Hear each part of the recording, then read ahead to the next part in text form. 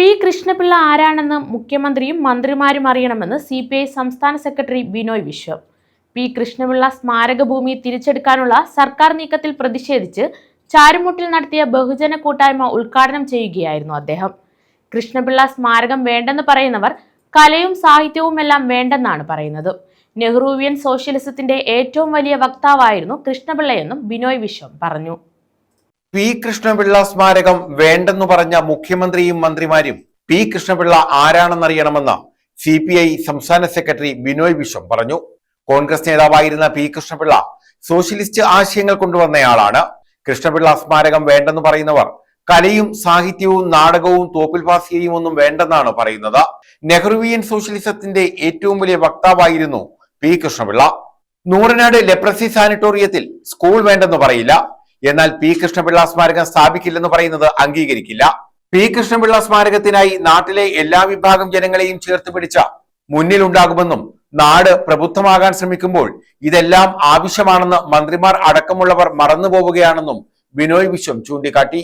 Leprosy സാനിറ്റോറിയത്തിലെ P Krishnapillai സ്മാരകത്തിന് അനുവദിച്ച ഭൂമി തിരിച്ചെടുക്കാനുള്ള സംസ്ഥാന സർക്കാർ തീരുമാനത്തിനെതിരെ CPI സംഘടിപ്പിച്ച ബഹുജന പ്രക്ഷോഭം ഉദ്ഘാടനം ചെയ്യുകയായിരുന്നു ബിനോയ് വിശ്വം.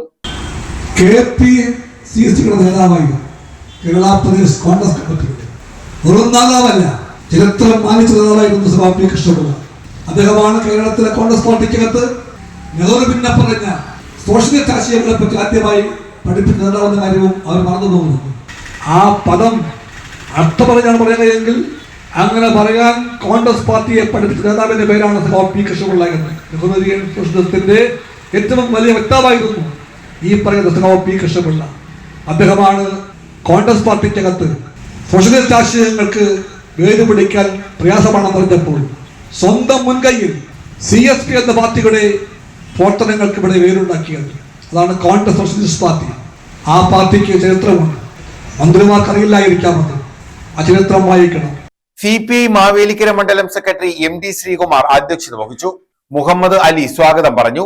CPI ദേശീയ കൗൺസിൽ അംഗം P പ്രസാദ് MLA, CPI സംസ്ഥാന എക്സിക്യൂട്ടീവ് അംഗം TJ ആഞ്ചലോസ്, CPI ജില്ലാ secretary advocate S Solomon, AYF സംസ്ഥാന സെക്രട്ടറി TT ജിസ്മോൻ, CPI ജില്ലാ assistant secretary advocate CA Arunkumar, N Sreekumar, KG Santhosh, N Raveendran, Unmamohan തുടങ്ങിയവർ പങ്കെടുത്തു.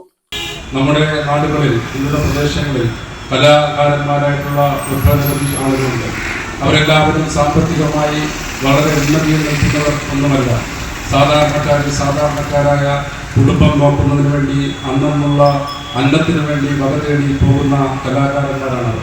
അവരുടെ അവശ്യ കാലഘട്ടത്തിൽ, അവർക്ക് വാർദ്ധക്യ കാലഘട്ടത്തിൽ മറ്റാരും നോക്കുവാനില്ലാത്ത സാഹചര്യങ്ങളിൽ അവർക്ക് ഒരു അഭയ കേന്ദ്രമായി മാറുവാനുള്ള ബൃഹത്തായ പദ്ധതി, അവർക്ക് താമസിക്കുവാനുള്ള അടക്കമുള്ള പദ്ധതി ഈ സാംസ്കാരിക നിലയത്തിന്റെ അനുബന്ധമായിട്ടുണ്ടായിരുന്നു. News bureau, Charummood.